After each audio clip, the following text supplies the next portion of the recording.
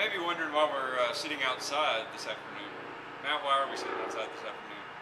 Because it's really nice outside. The weather's great. The surroundings are really loud.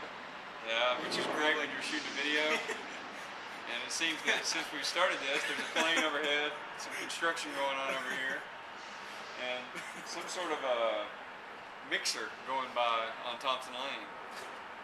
So we're going to start again.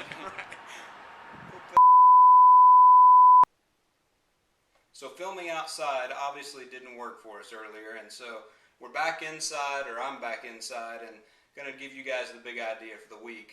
We tried to go outside because we kind of wanted to illustrate this picture of you guys getting out of your own home and doing something outside.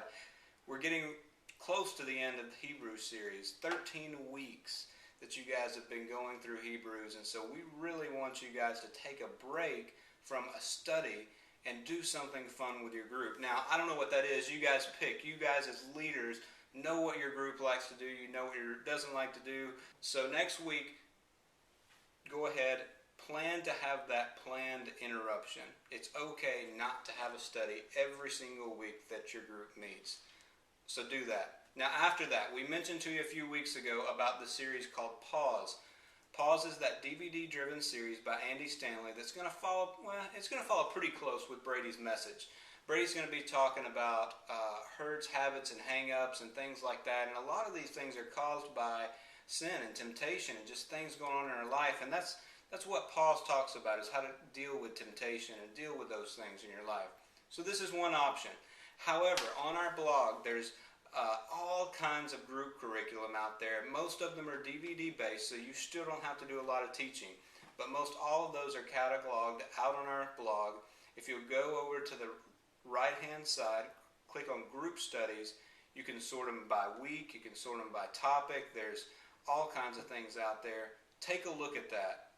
You can even comment on those particular series if you've gone through them as a group leader, and that'll really help other group leaders kind of see if this is something that might be good for their group. Now, I know you've been hearing about the 1 month to live thing. We've talked about it just briefly, but 1 month to live is going to ask that exact question. If you only had 30 days to live, would it change your life? And I would say for me, yes, it would obviously change my life. If somebody told me I only had 30 days to live, I'll be honest, I would not be sitting here in front of a camera talking to you.